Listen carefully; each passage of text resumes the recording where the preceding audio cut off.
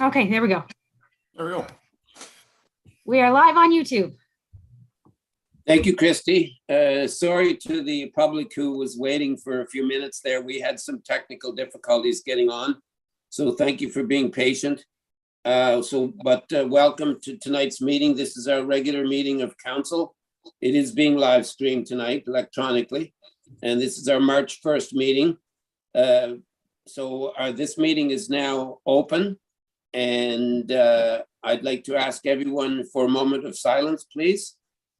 And I think that probably it would be nice for us all to give some thoughts to our Ukrainian friends that are in the middle of an upheaval, and hopefully that they'll work things out there. But if we can keep them in our mind. Thank you very much, everybody.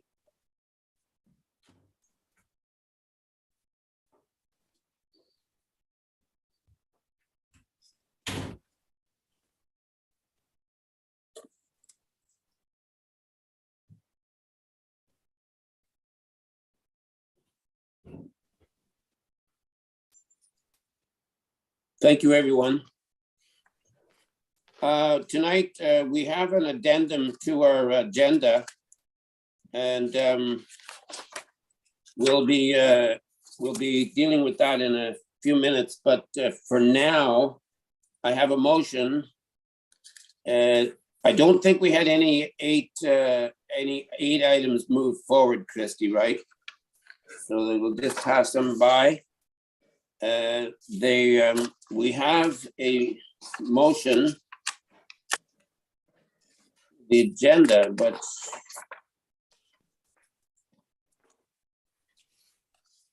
we don't have one here that's specifically for that.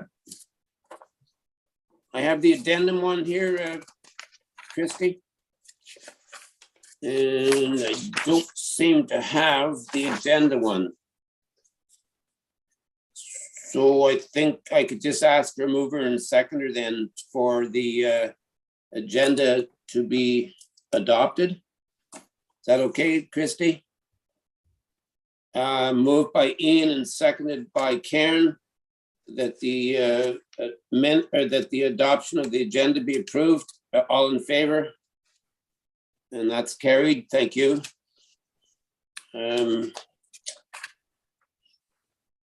Also, I would like to remind all of council that if you have any disclosure of interest, you can declare it now or anytime during the meeting. Thank you. Now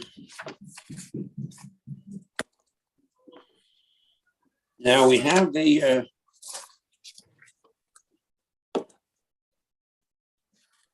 so it was I just saw that the agenda that we just passed was two down.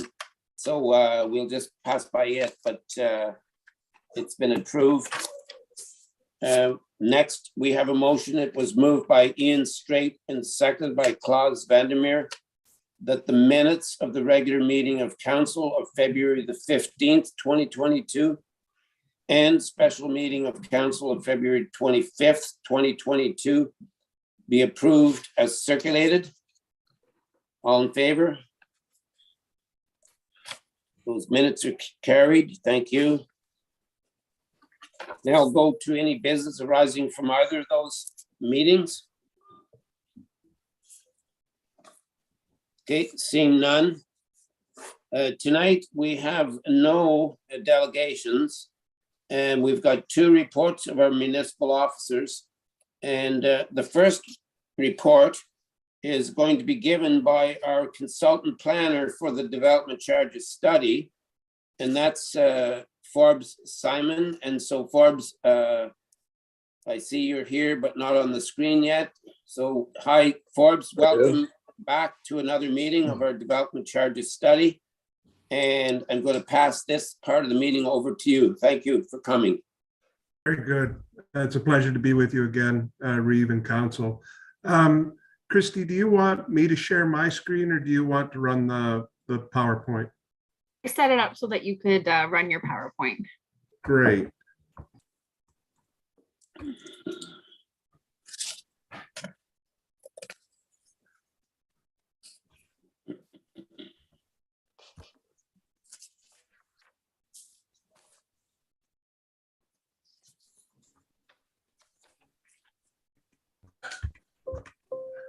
There we go. Thank you very much for having me again tonight. This is a formal public meeting under the Development Charges Act to consider an update to your development charges bylaw. This is the second public meeting. The first public meeting, there were changes to the background report, and council felt that it prudent to have a second public meeting to make sure that everybody has an opportunity to review the background information that was presented. We've conducted this work on behalf of the township, and this presentation provides an overview of the options that are available to council for the development charges. We'll speak about the proposed charges, the study methodology, population projections, municipal services, the proposed rates, service allocations, and the next steps.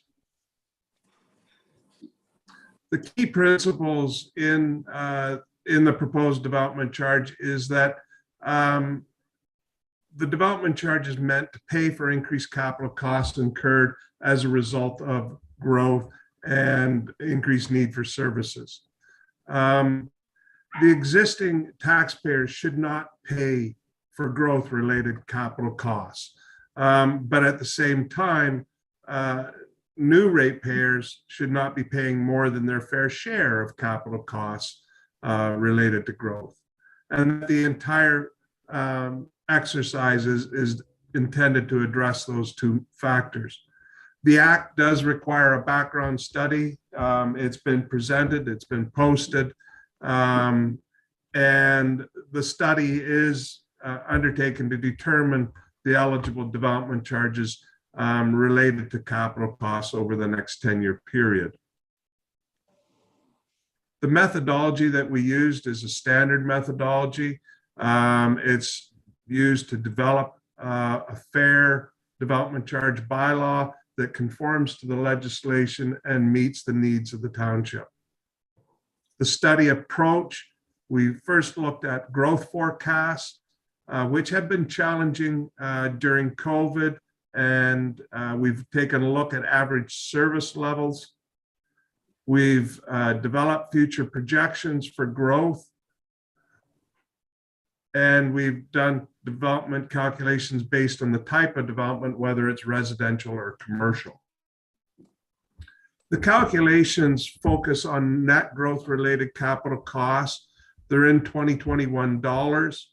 We've dealt with net capital costs per capita. We've also looked at household occupancy rates, the number of persons per household, and that's been declining over time. We've looked at credits and balances and charge per units for the development.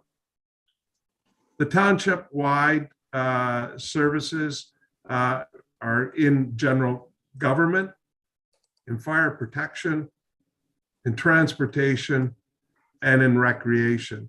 In each one of those functional areas of the township, we have done the existing service level and projected costs forward for growth-related capital. One of the things that we were able to do is we were able to update the population chart to 2021 with current 2021 census figures. And the township has broke 4,000 people. You're now at 4,040 based on the 2021 census. We've taken a look and projected that forward. The township is projected to have modest growth, though there are some suggestions that maybe growth is going to be accelerated and that the COVID peak may continue into the years coming, but we won't know until that happens.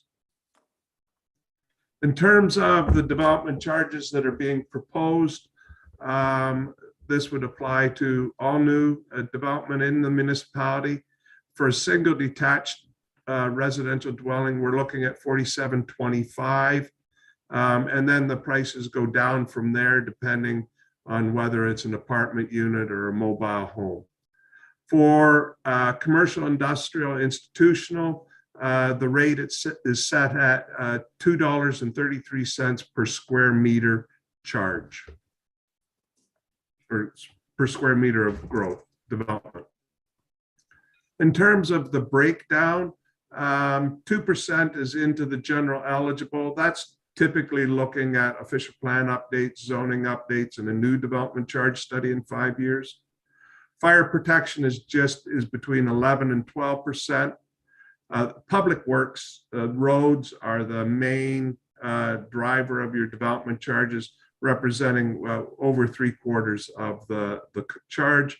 And then recreation only is in the residential. It's not in the non-residential, and it's around 11.6%.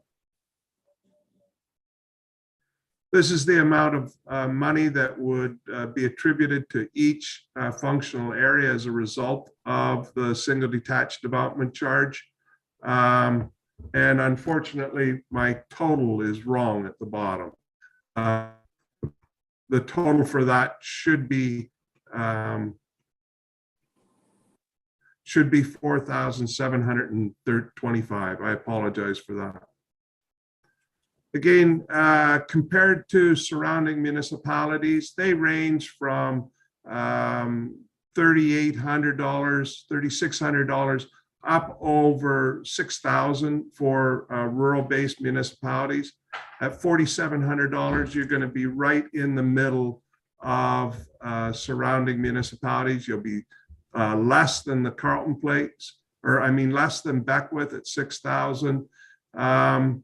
And a little higher than Drummond North Elmsley, who is at $4,000. The development charge rates that are before you right now, you can adopt the rates as presented to you. You can adopt a lesser rate if you wish. You could omit certain categories, or you could include exemption definitions for the bylaw. The bylaw that's drafted before you right now has the same exemptions that have had in the past. But those are your options, Council, this evening. The next steps, the background report's been published. We've had our public meeting. We're at the stage now that if Council wishes to proceed, the next step would be to adopt a bylaw, a development charge bylaw. And then following that, there is an appeal period. That's my presentation this evening, Council. If there's, and I'm happy to answer any questions that you may have at this time. Thank you, Forbes. And I just want to be also clarify that although, as you say, we're expecting or predicting, I guess you could say, a modest growth, and this is based over a 10-year period. What I'd like to just remind everybody is that within that 10-year period, if we wish, we can review that at an earlier date.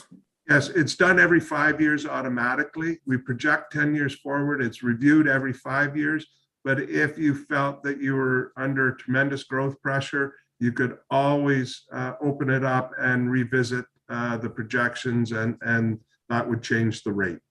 Yeah, thanks. Karen, please. Just refresh my memory on the percentage distribution. If we chose in 2 years' time or 3 years' time, could we juggle the percentage as to how it's broken down? Or does it remain that way?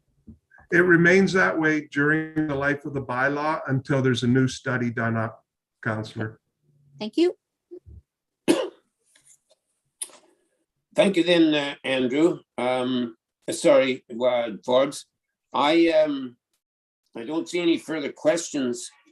I had one, I think. You said that the mobile home, you gave the amount for mobile homes. Does that include tiny houses? Or what about tiny houses? It would include any structure. A tiny house, I think, if it's on a foundation, would be classed as a single detached. And it would be required to pay the development charge accordingly. If you wanted, you could have tiny homes defined in the document to include mobile homes, that would be a discretion of council. They are Well, smaller, but yeah. they still have an impact on the roads and recreation and demand of services. It's not contingent upon the size of the house. So right now, a tiny home would be a single detached home. the same Okay, as here. that answers my question. And I know that you have shown us the comparisons for the other municipalities in Lander County, but I just, there would be one, we don't need to ask about Ottawa because we know where, if we want to compare them to Ottawa, we know where they'd be at. But I just wondered, do you happen to know what the development charges are, if they even have them in the Merrickville-Wolford municipality? I don't know that off the top of my head, Okay. Reeve, but what I can do is I'll find that out for you. I'll send an email to Andrew and Christy tomorrow, and she can include that as an email going out to you if you want, but I can find that out for you. Yeah, that would be interesting, because we've got pretty well every other adjoining municipality covered except for Ottawa. But as I said, we don't need to ask about Ottawa. We know where they'd be at. I think about 15 years ago, they were at $45,000 or something. Yeah, Go ahead. it's a very, very high number, and I don't even know what it is today. Yeah. But the last I saw, it was, depending on where you were, it was 30,000 plus. Yeah. Did I see your hand go up, Jeff, please? Thank you, Reeve. A quick question for Forbes, because the way I try to generally do the math is that this is kind of set up to do about 30 new builds a year, which is good. So like if it goes above that and there's that revenue that would be on top of that, on top of the projections, do they just fall into those each one of those categories, or do they fall into like an overflow side of things where then we have to discuss where that goes? How does that That's a great question, Councillor, and thank you. If there are, these are projections, these are estimates of how growth is going to go, and it's 20 a year, right? Some years you may have 10, some years you may have 50, right? So these are averages. You collect development charges on every building permit, regardless of whether it's over that estimate or under that estimate, and those funds get put into the same categories that they're identified. So if you're getting more growth, you get more DCs. It's that simple. So with that in turn, then if the growth was there quicker, it would say, like I use with a plow truck on there. So like that gets paid off faster. But if that's paid off at that point, then what? Well, and then the money goes into a reserve fund, and there will be if it's not being used for the projects that have been identified, it would go into an account and be allocated at the next development charge study. So if at the end of the day, in 5 years, you've gathered all this DC money, you've paid all the money that's been identified to the various components, and you still have money left over, that money goes into a special account and then gets apportioned at a future point when you do the next study. So that's the council's at that point time that'll come back saying we now have X amount in the reserve development charge side of things. Yep. How are we going to allocate that? Can we not, we can't discuss as we're going through if we're seeing good growth. I guess that's where we readdress it if we wanted to, but it's just that whole, okay. The other option that you have is that if you find yourself with more money than what was projected, you can spend that on a growth related project that's not been identified, and you would pick that up at the next study and recognize it at that time. We did that once in when I was with North Grenville. They actually bought a Quint. It's a small ladder truck for the fire services. It wasn't identified, but it was 100% growth related. And so we included it, and then it got captured in the future study. So there are different options available to you in how to deal with excess funds, but That would be one that you could consider. Okay, yeah, Thanks. you've answered the- thank you. Thanks, Jeff. Ian, please. Yeah, thanks for the explanation, Mr. Simon. I guess to go along with that, I guess my understanding, I think from our last study that we did this, though, is that if there's money left in the development charge fund, that equates into the formula of the maximum amount you can charge for your upcoming development charges. Is that correct? It is something like that. Yes, it's a number that gets dealt with in the future funds.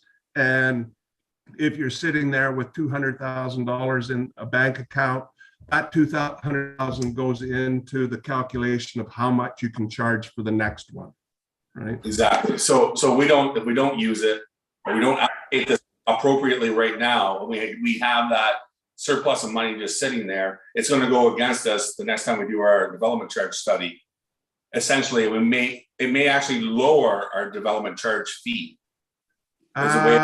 Before.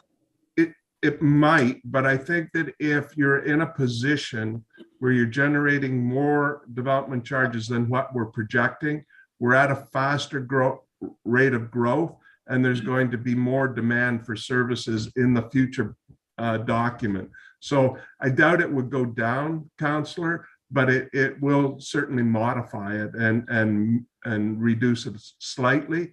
But I think there'll be other factors related to an accelerated growth rate and service level that will justify a higher rate in the future. Yeah, so the added growth or higher growth rate than what we anticipated would offset that difference, you're saying? Very well said. Better than I did. All right, thank you very much. Okay, thanks, Council, for the questions. I don't see any others.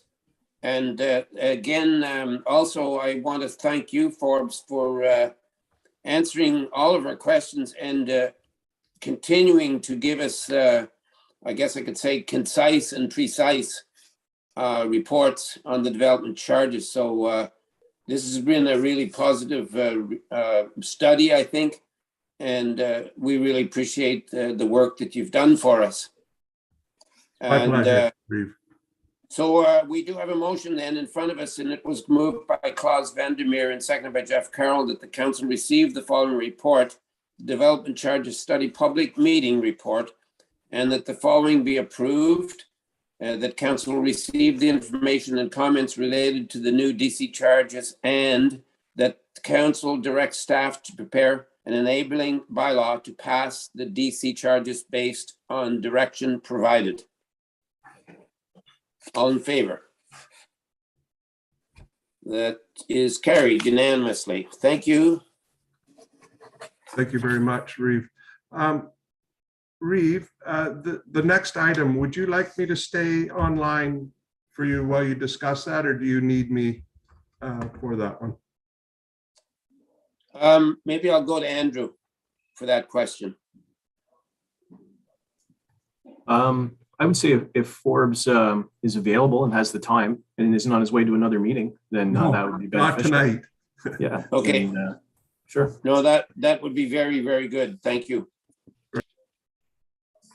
Okay, then we're moving on to the next one. That's the next report, B. And Andrew, that's going to be yours on the interim planning services report. So thank you, Andrew, for this.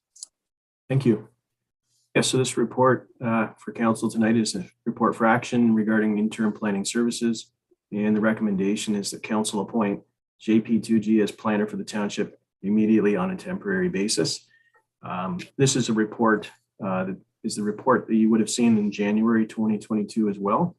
At that time, the report also had Mary Kirkham on it, and she, as a township, utilized her for planning services. But at this time, we've been made aware that moving forward in March, that she will not be available to provide that service to the township. So that's why the reports came back to council tonight to look at a next option. And what we want to be able to do is allow planning services to stay up to date and responsive as the ongoing developments occurring in our township. So the recommendation there is that we would be able to use JP2G, which is Forbes that we have with us this evening to provide that service. Okay, before I do read the motion that we have, do we have any questions? Yes, first, Ian. Thank you very much, Reeve. Mr. Hodge, so WSP is another contractor potential. Is that my understanding? Correct. That's one that the previous clerk administrator had identified and put on the chart when this report was first presented in January. So I guess my only question is, and I don't, I just want to be open, is that there's a variance in $20 an hour there. So what's the benefit of using JP2G? Because that's what the taxpayers are going to ask. Right. So in this particular situation, due to the immediate nature of providing planning services, the recommendations based on that, we've already been getting consulting services from JP2G. So they've already got an understanding of the township. And as we use them as needed basis at this point, I feel that would probably be a good cost benefit balancer to know that they've done work on the official plan for the township, and they've done the development charges study, and that they're well versed already to be ready to hit the ground running. All right, thank you very much, sir. And Claus? Thanks, Reeve. I agree with Andrew's comment. JP Forbes Simon, sorry, has been working with us. They know the township. They studied it quite well. For a new company to come in, they'd have to get to know the township, do the study all over again and so forth. So I would recommend that. But I do have a question. Where are we as far as hiring a planner? We've advertised for one. We had some, but they weren't qualified. And I'm just curious, I don't know if I can ask that question now of the councilors involved in that process.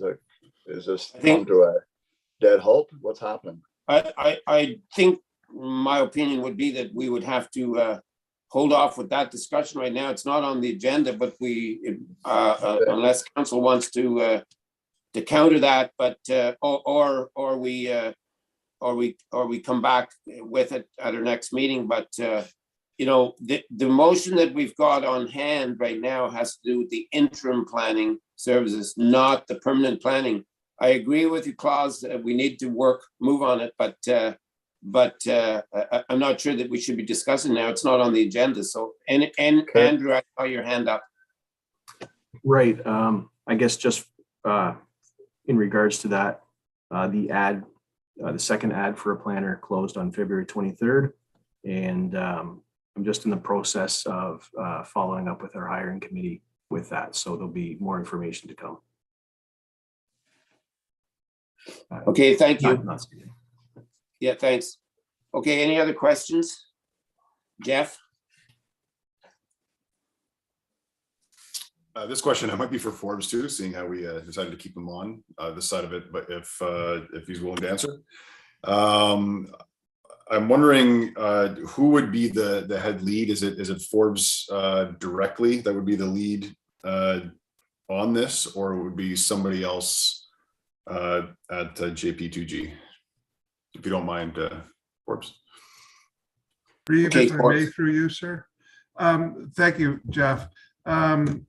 It would be me and only me. I do have access to our in-house engineering and biologists and GIS people, but the reason we're higher than WSP is because you're getting a senior planner doing the work. And so it would be me that would be overseeing that. If there was a situation where I was unavailable, we have a new senior planner that we've hired, and Anthony would be able to step in at my absence, but only once I review that with the CAO.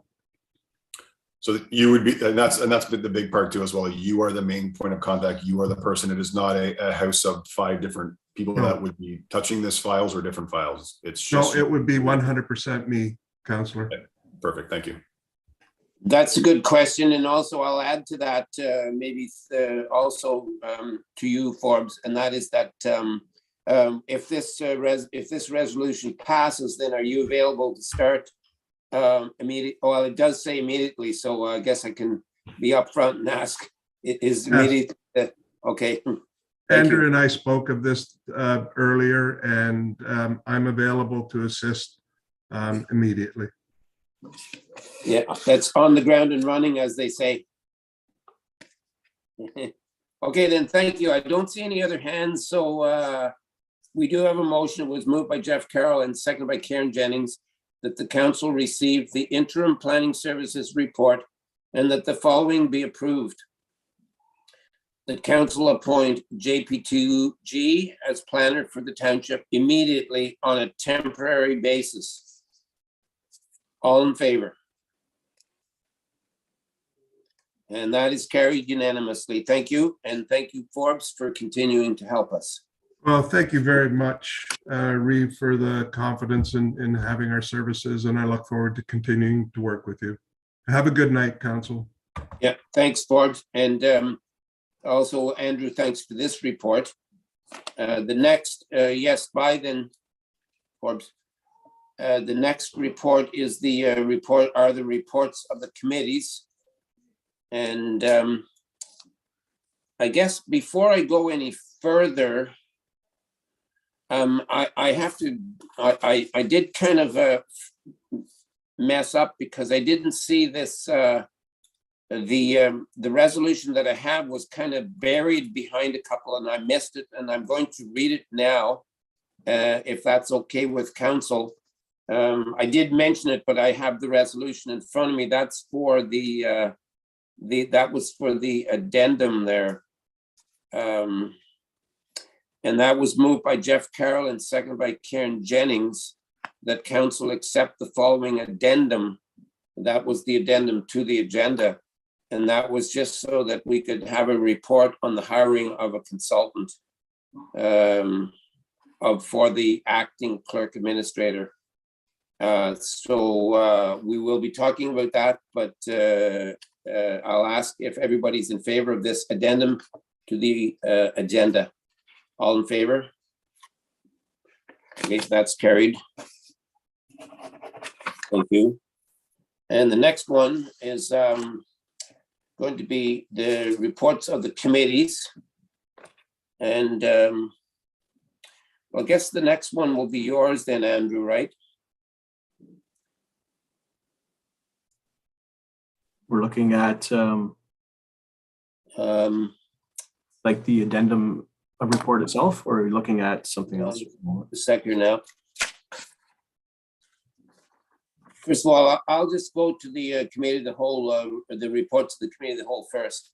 And I do have a motion. It was moved by Karen Jennings and seconded by Ian Straight, that the council approve the minutes of the meeting of committee of the whole of February 15th, 2022, and approve the recommendations contained within. All in favor of those minutes? Those are carried. Any business arising from those minutes? Seeing none, we also have a motion. It was moved by Ian Straight and seconded by Claude Vandermeer that council approve the minutes of the Montague Recreation Committee, Culture Committee meeting of January the 25th, 2022, and approve the recommendations contained within. Any questions on that? Yes, Karen? Maybe I just haven't noticed before, but does the clerk administrator always sign their minutes below their chair?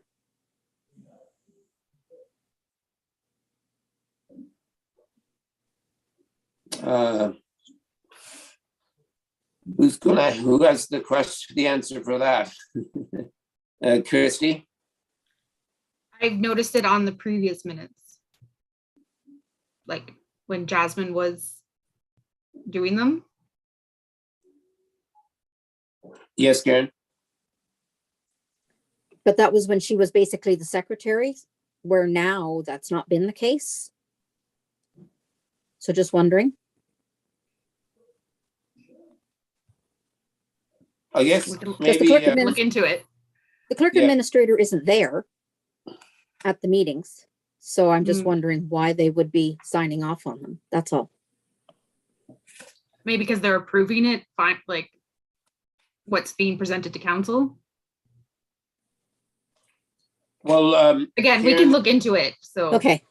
yeah, that's what I was gonna say, if Christy and Andrew, if you can look into that question and maybe send everybody an email back with it.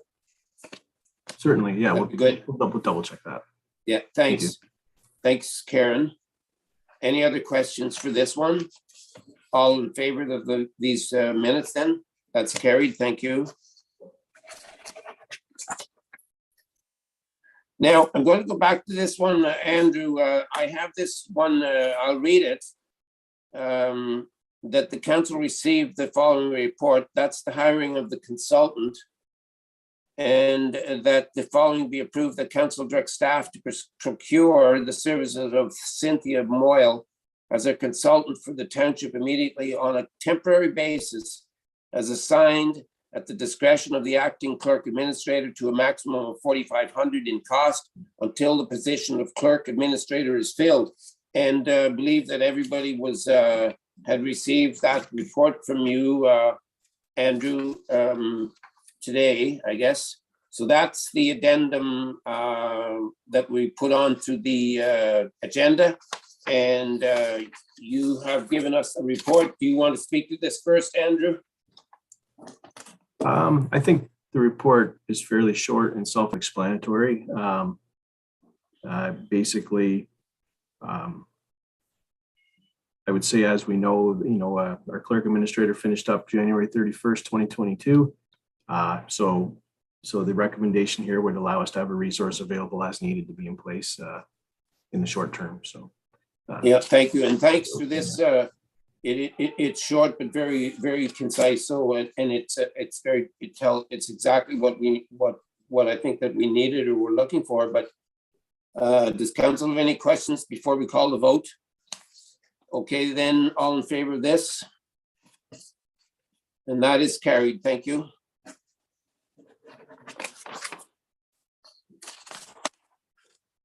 Thank you for that one, Andrew, also. Now, moving on, we have a bylaw. First of all, we had no petitions, and we have a bylaw. And it was moved by Claus Vandermeer and seconded by Jeff Carroll that bylaw 3889, 2022, being a bylaw to authorize execution of a site plan agreement with 1256756 Canada Inc., the owners of property described municipally as 1292 Rosedale Road North, be read a first, second, and third time and passed, signed and sealed this first day of March 2022. All in favor? That's carried. Thank you.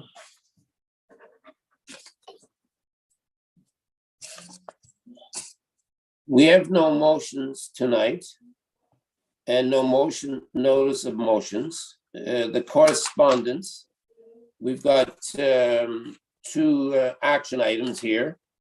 One on our drinking water works permit, and the second one on the municipal drinking water license.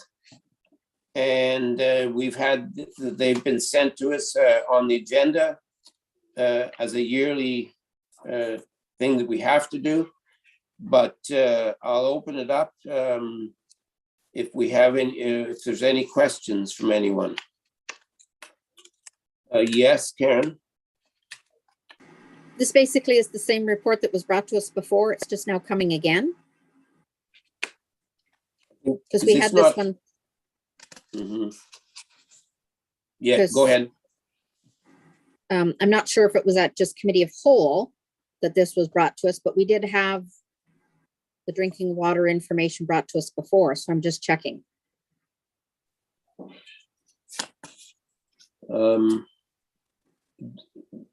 I guess, Christy, do you have the answer for that, or Andrew?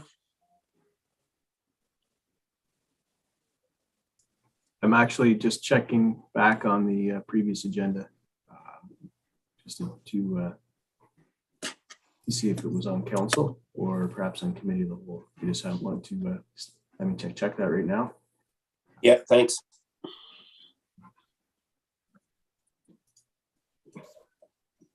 I just remember that Miles and Steve both had sort of discussed a report, so that's where I was just wondering. Having read this again, I thought that this was a lot more detailed, but I think this is the, sorry. Yeah. I think this is the actual license, Okay, and it's different from what Miles The other one. presented last time. Last time had to do with the annual, and I think this is the license for 5 years. perfect. Thank you. Yeah, and like the first one is the permit and the second one is the license. Thank you. Just to Yeah, clarify. thanks. Thank you. Okay, are you okay with that, Ian? Ian, I just saw you, I had seen your hand up. Was that okay?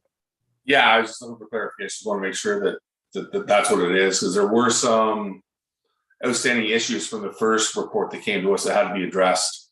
So I just want to make sure that as council is fully on the hook for drinking water issues, I always want to make sure that it's fully taken care of. Yeah, thanks. Okay, so the first one then, the first action items, that's A. We have a motion that was moved by Jeff Carroll and seconded by Karen Jennings that council receive the drinking water works permit for information. All in favor? Thank you. And B, action item B, and moved by Karen Jennings, second by Ian Straight, is that council receive the municipal drinking water license for information. All in favor? Carried. Thank you. So we're moving on, and we had no information items that move forward.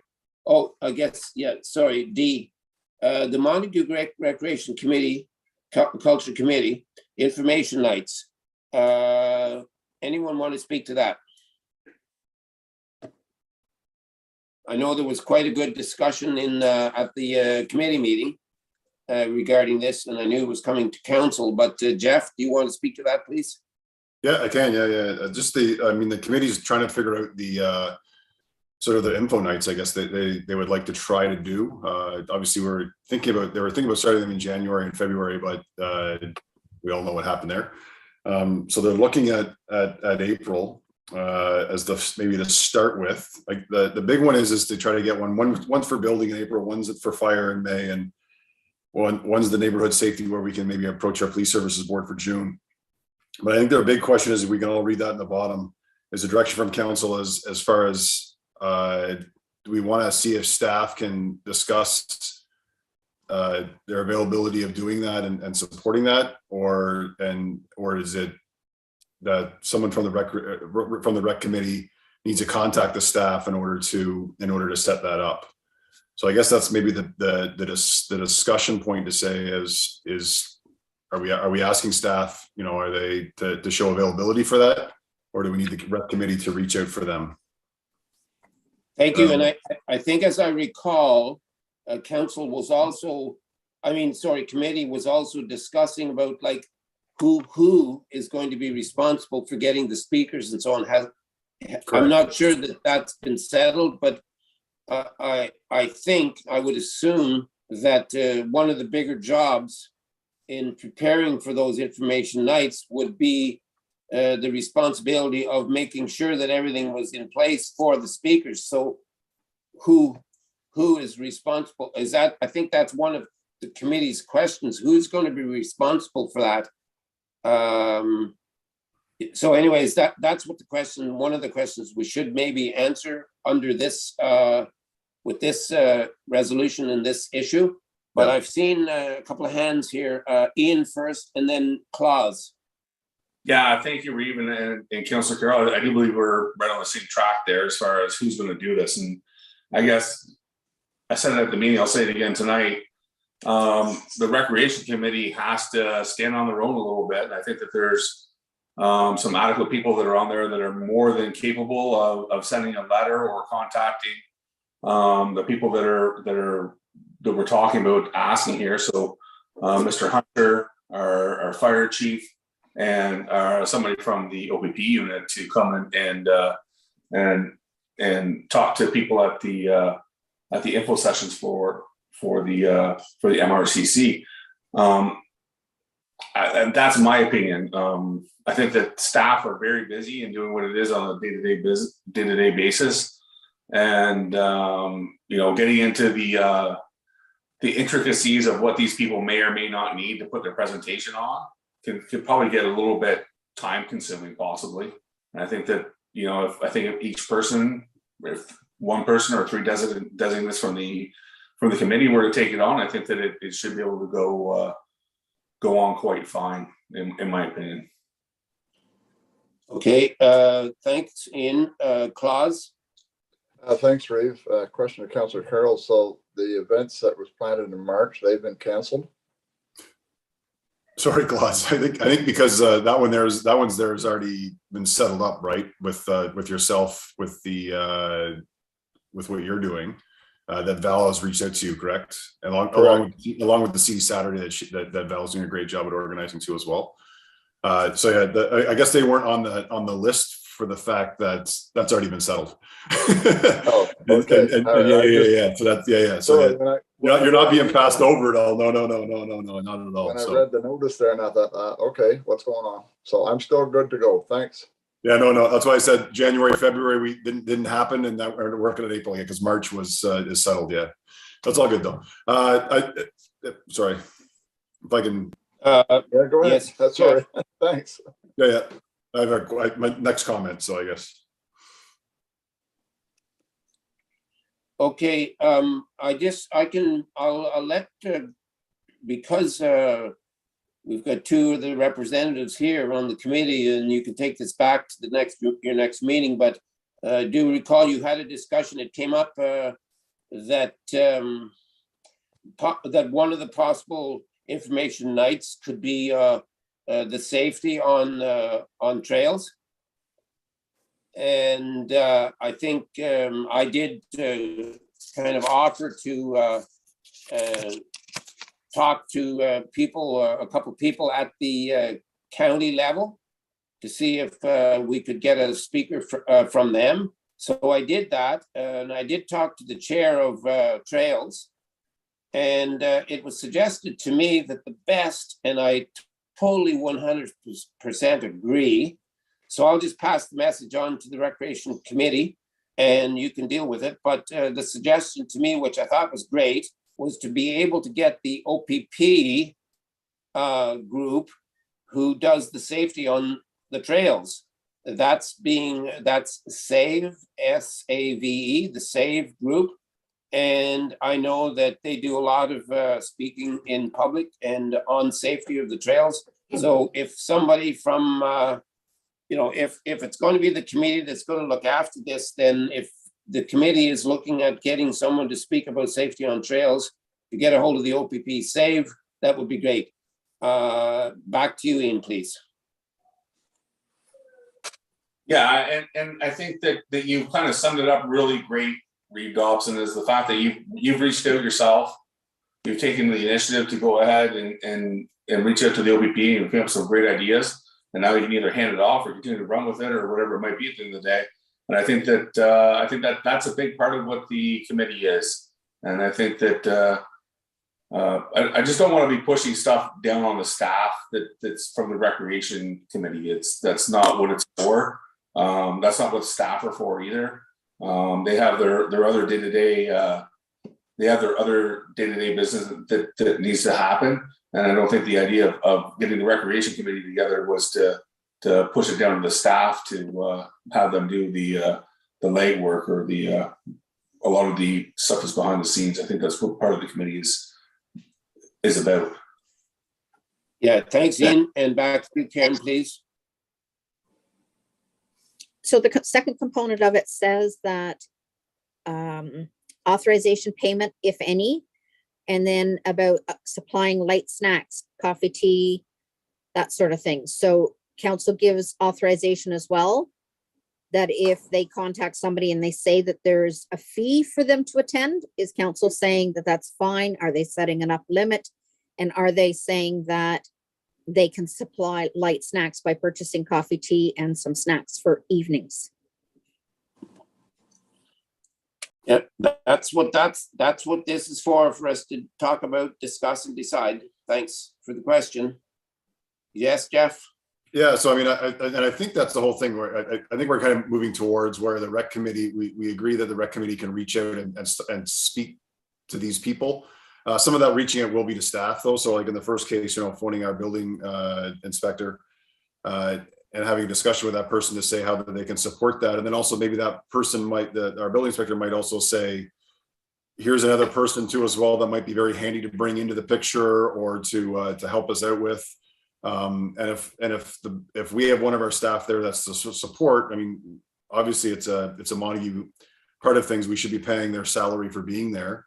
If it's somebody else that has to be there, I think, yeah, I mean, there's going to be a fee and there's going to be some money for the refreshments too as well. So I think we have to set maybe like the committee does have a bit of a budget too as well. So, I mean, they can manage that budget to an extent for some of these events, I believe. And I think if we have two people that are on council there, we can hopefully advise as best we can as far as where the finances go to come back to council. Hey, Karen, and then to Ian.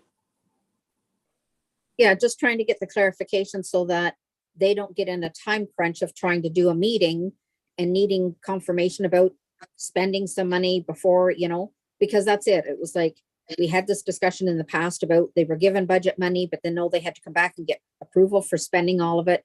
I was just looking for a generic to say, I support these, like, as everybody else, like, we support these, let's let them have some money to be able to, if they need discretionary money, I'll call it, that if they have to pay, a fee to have somebody come in, or if they, definitely we want to supply them with coffee, tea, and refreshments, nothing expensive, but still, you want to be able to offer that. So I'm supportive of having the MRCC representatives contact the speakers and get things arranged. I hope then that means that the third Thursday of every month is blocked off on the calendar for that time for the committee.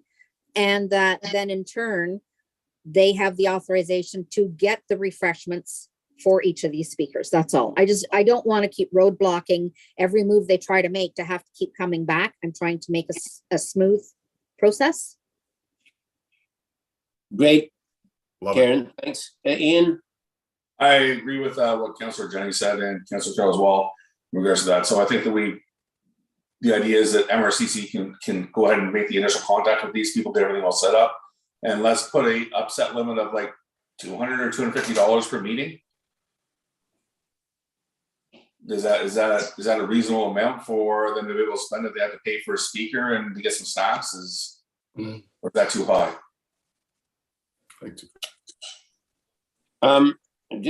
Yes, I'll take you calls first. I was going to make a comment, but you go ahead. I just wanted to support Councillor Carroll's or Councillor Straight and Councillor Carroll and Councillor Jennings' idea on this. I think we should set an upset, and $250 is not out of line for them to have a discretionary amount of money to pay a guest speaker for traveling expenses and so forth. I mean, it's great these people are willing to come do it. I think we should give them something. So, Christy, maybe you can be thinking about this, and maybe if you're able to add this maybe to this resolution, or we can do it separately, because if you see that the resolution we have in front of us is kind of open-ended right now, and it says, and that the following be directed. So anyways, we're still in discussion, but yes, Christy. So just to clarify, so I did leave it open so that we could make each point. So I have, for the first point, I have that the MRCC shall contact the information speakers and organize the event. For item 2, I have that the MRCC has a budget of $250 per event.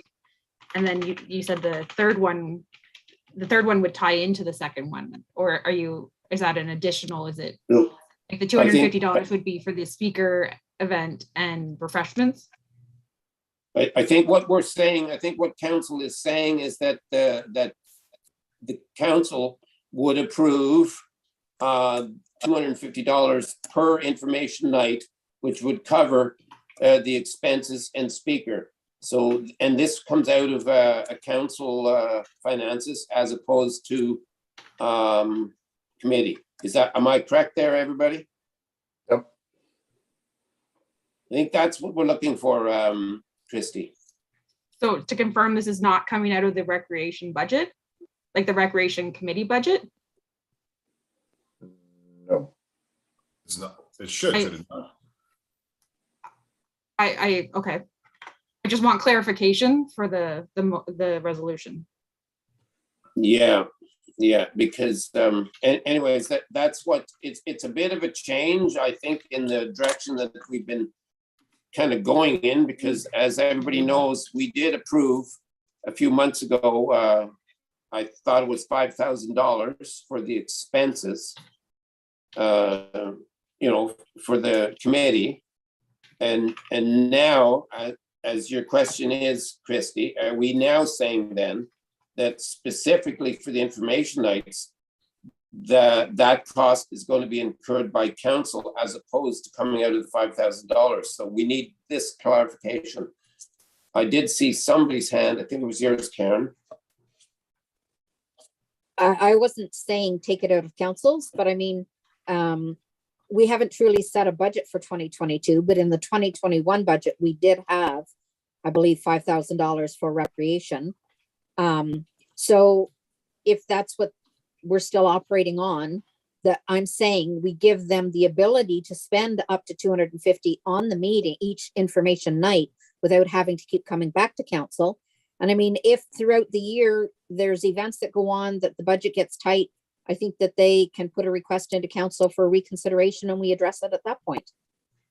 Yeah, and I think that makes 100%. So all we're going to be saying in this resolution, Christie, you can word it, that is that we are now giving permission to approval for the committee to spend a maximum of $250 per information night, specifically on these information nights. And it comes out of their budget, comes out of the budget, the $5,000 budget that was given to them. And but rather than them having to come back every time they have an information night and get this approved, we're kind of I guess it's certainly going to make it, I think, a lot more efficient, and it's sort of helping to fast track the organization of this thing, of these nights. Christie, please. Yeah, I could just, if you wanted me to read it to you and you can just vote on it then. okay. Yep. Okay, so that council received the Montague Recreation Culture Committee information nights correspondence, and that the following be directed. That 1, the MRCC shall contact the information speakers and organize the event. And 2, that the MRCC has a budget of a maximum $250 per information night, which will cover the cost of the speaker and refreshments. And that money shall come out of the Recreation Committee budget. Yeah, and somewhere there you could just put in the word that it's council approved. Council has already approved that. Okay, so then this resolution has been read, and I'm going to ask for the vote. All in favor? Okay, that's carried. And so, Christie, this will be one that I have that motion, but you've added it. So the additions. So if you keep that one aside, I'll have to sign that one. Yeah. Thanks. Very good. The next, I have a motion here. Now, this was D, the action item D, and this motion was moved by Claus Vandermeer and seconded by Jeff Carroll, that council received the Montague Recreation Culture Committee Easter events correspondence, and that the following be directed. Again, we'll have our discussion and you can add what has to be directed. Yes, Karen. This one's going to be easy. I will personally pay for their Easter Bunny costume. It does not have to come out of their committee. So I personally will, as counselor, pay for that bunny suit for them. Cool. Yeah. Had I known, I mean, I don't mind donating for that at all. Okay. Jeff? Thank you very much, Councillor Jennings. I'm sure the rec committee is going to be very excited about that. I think that's very kind, and it's going to be one cool looking bunny suit too as well that's coming. So on a quick side note too, as well, as everybody knows, there's also for that that event. It's coming along pretty good. Jessica is doing a great job at organizing a neat little petting fair too as well, and everything to go along with that. I think there's going to be some great a great thing for us to council. Also, they were able to move it the week before as well, and that's been and that crew can come and do the petting zoo that night too as well. So that means all of us council members can be there too as well with the rec committee that week before. So yeah, this is coming together nicely, and going to be great that we can get everybody out there and doing that. Yes, Ian. Yeah, I also like to thank Councillor Jennings for the donation for the Easter Bunny thing, and my token in turn there, Councillor Jennings, I'll pay for your breakfast and for your pony ride.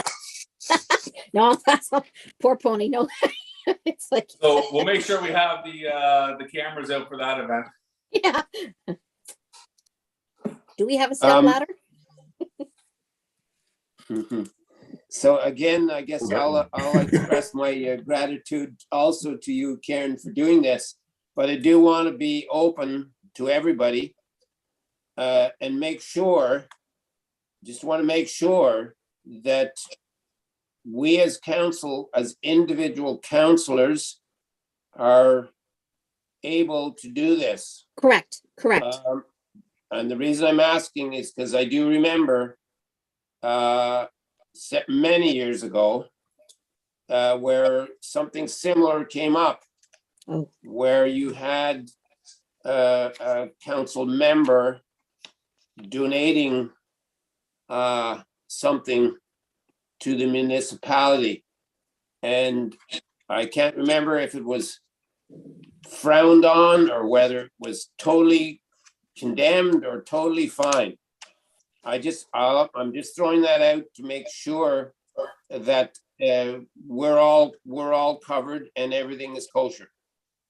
Would it Yes, make a difference if I bought the suit and just made the donation to the rec committee? Because I don't want to do anything that's wrong. It's just, I think this is I know. great to have. It's something we're going to be moving forward in. We have this, we keep using a Santa suit, so it's just, I think it's great for our community, and I've got some grandchildren that have appreciated this, so that's why it was like, I didn't mind doing that, but I don't want to cause anything that's wrong. And as I said, I believe that we all 100% appreciate the generosity. I'm only pointing it out because, and I guess the question would be to our maybe Christy or Andrew, if they have any input on that, because I'm only pointing it out to make sure that you're covered, and in the future we're all covered, because I remember it was an issue at one time. Because otherwise, then the municipality would be paying for it. So yes, that's why I definitely. brought it up. Yeah. Do you have anything on this at all, Christy or Andrew? Okay. I can double check, and if I hear of anything of concern, I can let you know right away. Okay. I would appreciate that for everybody. Thanks. Yeah. Okay, so is there anything else on this then? Because we have a motion, it was moved. This motion as it reads then is moved by Claus Vandermeer, seconded by Jeff Carroll, that council receive the Montague Recreation Culture Committee Easter events correspondence. And are you going to then add something into this for now, Christy, or can we just leave it at correspondence for now, that we've received this for information? Yeah. Okay. I think that would be the best way to handle that for now then.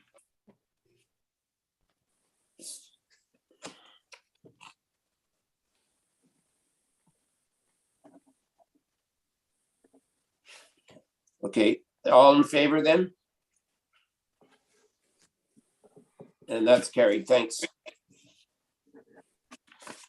So is it the multicolored one, Karen? I don't, if that's what they're buying. I'll buy whatever.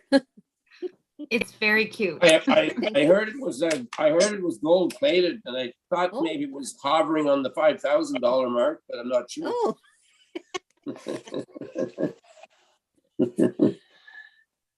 Anyways, washable, right, for thanks. kids? Should be gold eggs. Probably going to be gold eggs.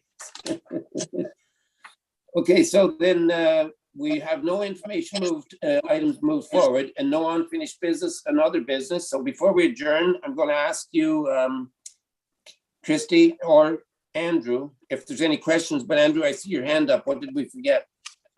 Just one thing I was hoping to bring up under other business. I just wanted to check with council this evening if they would be available next week for a second draft budget meeting, which I would be suggesting could be on March 10th, which is the Thursday at 6 p.m. If there's, I would like to make sure everyone's available, in advance. I have a meeting already on that night. I couldn't be available till after 7. Okay, how about Tuesday, the 8th? 1 week from tonight. Right. Yeah, 1 week from tonight is the 8th I'm good. I'm good. I'm good. for 6 o'clock. So we could plan on 6 that. o'clock. Okay. Jeff, okay. So you've got that consensus there, Andrew. All right, thank you. So yeah, we'll send that out later in the week. Okay, thanks. Thank you. And that's at 6 o'clock. That's right. Okay, thank you. So Christy, any questions? No, I don't have any questions on my end. And Andrew? I was just going to have Christy refresh my memory. The questions we received earlier today, were they for the committee of the whole? Yes. Okay, so yeah, they're upcoming. Let me just Okay. double check. I'm pretty sure it's committee. Yeah, for committee of the whole. All right, thank you. As a matter of interest, how many people do we have on our meeting tonight?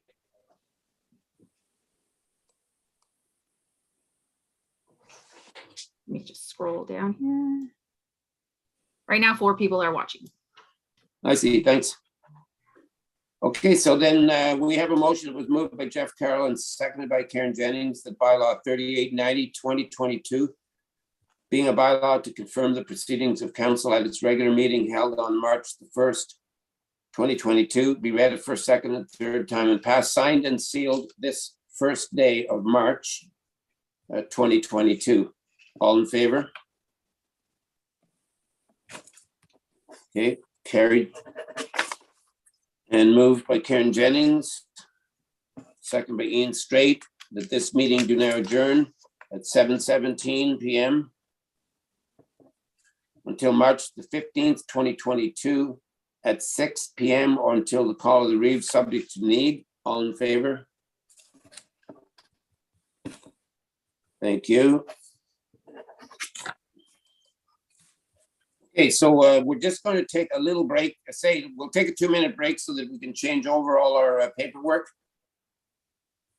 So this meeting is now adjourned then, and we'll just be back in 2 minutes. Okay, thanks, everybody.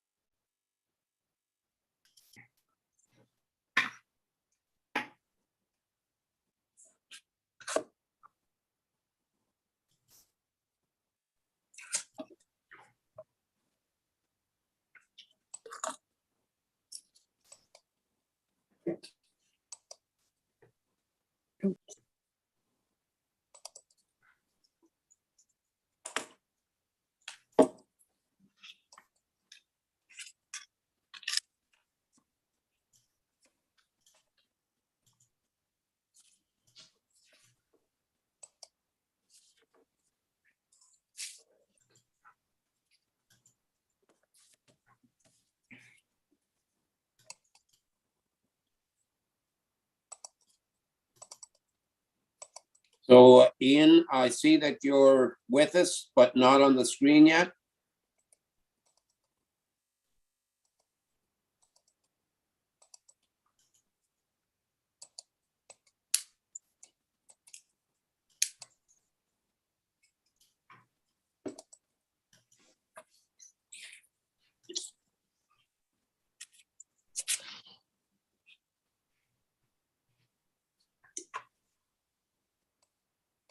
Okay, so welcome everyone. We're going to go straight into our committee of the whole meeting. This meeting is also live streamed electronically.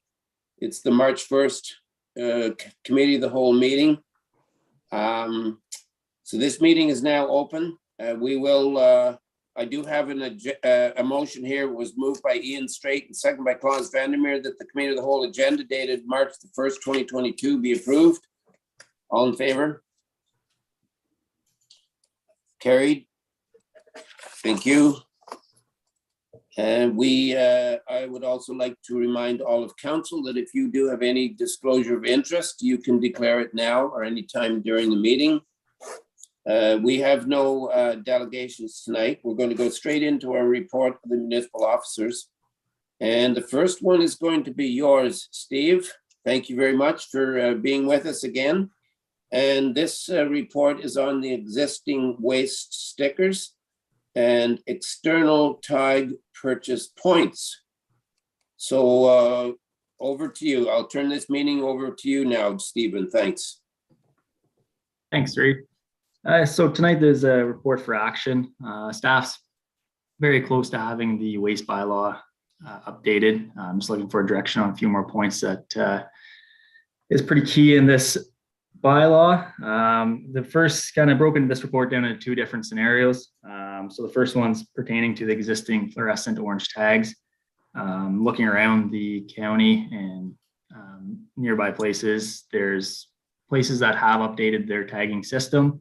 They have some have put an expiry date and then rescinded that, and others have just accepted the existing tags for the duration that they are in existence. So in the report, I've kind of broken out a few different recommendations. As one, to have a 2-year term that effective 2025, we would no longer accept the orange tags. This was brought forward as the policing in years past seems to not happened. There seems to be a lot of people that have gotten away with not using their tags, so their accumulation of the existing fluorescent tags would be quite high. And unfortunately, there is some residents that would have a pretty high volume of existing tags, but that is due to their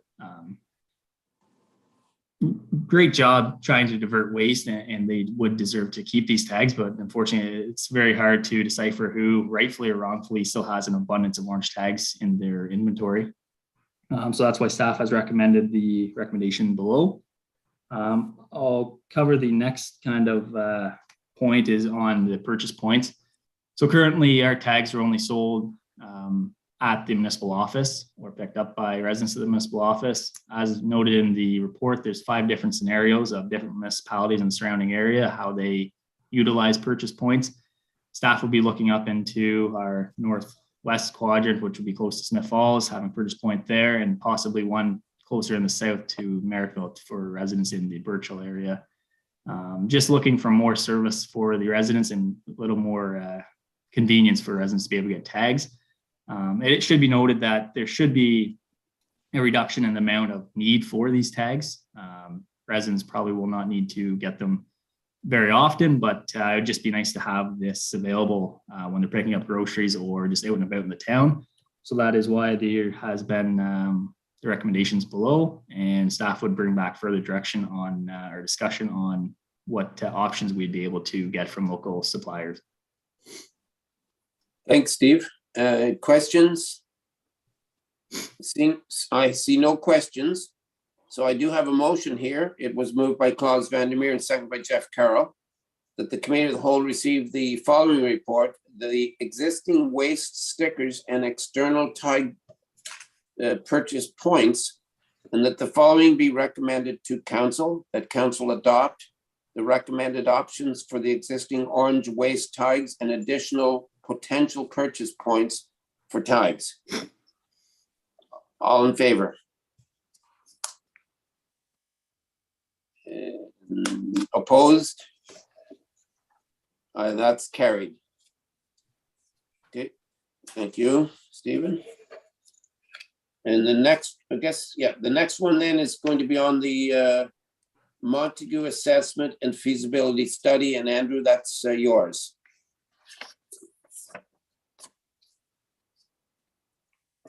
All right, so back on February 1st, we had been given a presentation by the IBI group, and there was a nice presentation on the feasibility study that the township had undertaken in 2021 and looking at future needs for the township administrative public works fire complex. So after, in conjunction with that presentation, we indicated there were other reports that were the fuller reports that went along with that presentation. So I'm bringing those in this report for information this evening, so that they're being presented to committee of the whole, and that puts them onto this report, puts them onto this meeting, and then therefore also has them available on our website for public to look at and read through, and residents. And as I've indicated in the report, I haven't brought in this forth this evening for any specific decision making. It's just to have it on record for information, knowing that we're going to be looking to have a specific meeting to address decisions to move forward with the buildings at another meeting. So I've just brought in that for information this evening so council could have it to available and have read through it all. Yeah, and also for the public to see. Absolutely. Yeah. Ian, please. Thank you, Andrew, for bringing this up to our attention, and thank you very much for forwarding us the full report from the IBI group that so we can review it. And maybe I'm wrong. Maybe I missed it somewhere when I was reading through all the documentation. Is there a spot where we looked at the 22 acres? Yeah. So when you go through the report, there's the chart with a SWOT analysis, and it refers to that. Any other questions? What did I miss that? Okay, and then seeing none, I do have a motion.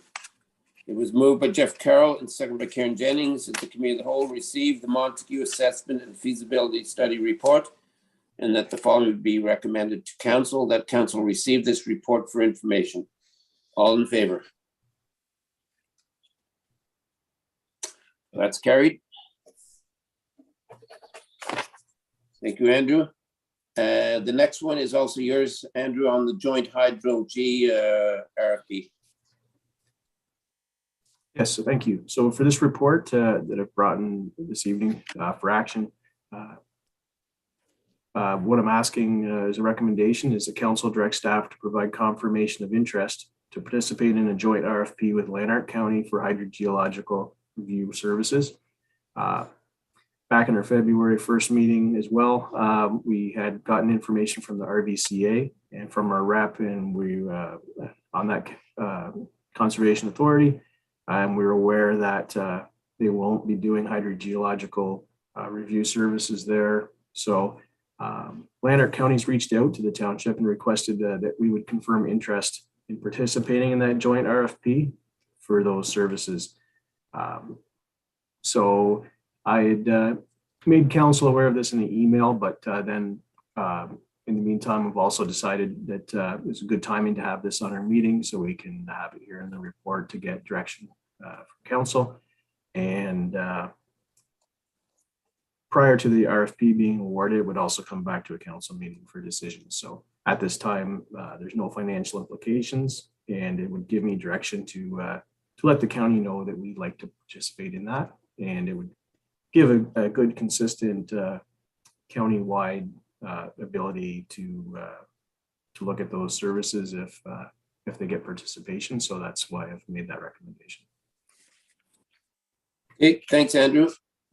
Seeing no questions, I do have a motion here. It was moved by Karen Jennings, second by Ian Straight. The committee of the whole received the joint hydro G RFP report, and that the following be recommended to council, that council directs staff to provide confirmation of interest to participate in a joint RFP with Leonard County for hydrological review services. All in favor? And that's carried. Thank you, Andrew. Tonight, we have no reports of committees, petitions, motions, notice of motions, unfinished or other business. And before we adjourn, same thing to you, Christy. I believe you did have at least one question. Yeah, I have two questions. Okay. So the first question says, it sounds like council is going to adopt the 2 bags per week no tag policy. Is there a date for implementing this? Yes, Steve, maybe you can answer that. Yeah, so this is it's a great question. There's in the bylaw that will be coming to council very shortly. It'll be listed in there, but as we currently have orange tags being issued in the 2022 year, this would not take effect until 2023, January 1st. But there would be certain instances such as large item that would be implemented effective immediately. Okay, thanks. And the next question? So the next question says, in the assessment study, there seems to be a lot of items, discolored ceiling tiles, bent conduit, crumbling concrete, replacing removed drywall, and cleaning black staining, to name a few, that can and should be dealt with on regular maintenance schedule. Is there no regular inspection or regular repairs done at the township buildings?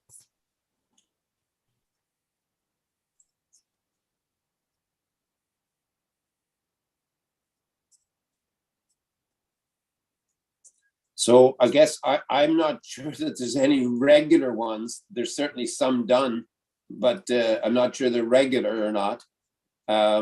Maybe if Andrew or Steve wants to comment on that. And then I also saw Karen's hand. So Steve, do you want to comment on that, please? Yeah, Reeve, I can tackle that. So council has approved to have the roof redone, and we're in the process of having that scheduled. Once we get a little nicer weather here for the flat roof to be repaired. That's the reason in many of these pictures that there is existing openings, is it doesn't make sense to replace these panels with any costing until we get the problem solved, which would be the leaking roof. So once we have a thaw and our contractor replaces the roof, all these items will be addressed, and they are looked at the health and safety level. Absolutely. They review everything every month. So they do a great job of that. Thanks. Karen?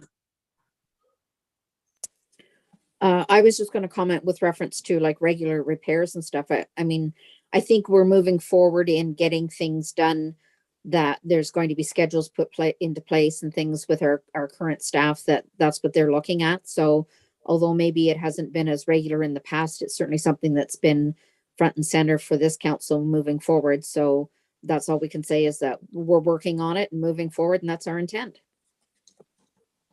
Okay. All right. Any other questions then, Christy or Andrew?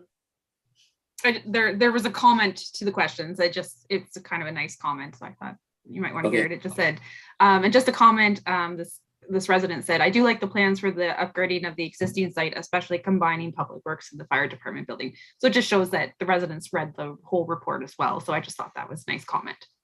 Mm-hmm. And it's also was, Andrew, also, I guess I'll also thank you. And if I think somebody's thanked you already on this, but it was really good to have these added reports, done in front of us for our wastewater and our septic and so on. It just helps us to move forward with our decisions that we have to make. So thank you for that. Make sure that was done. Okay, that's about it for tonight then, I believe. I have a motion here. It was moved by Ian Straight and seconded by Claus Vandermeer that the committee of the whole meeting do now adjourn at 7:36 p.m. All in favor? And that is carried. Thank you, everybody. And again, I will say also, Christy, thanks for preparing all of the agendas and everything, because certainly, as you can see, that our meetings are moving forward very, very well. And we appreciate what you've done there. And to Steve and Andrew, who's been with us all night, thanks for all the reports, and council for all the questions and direction.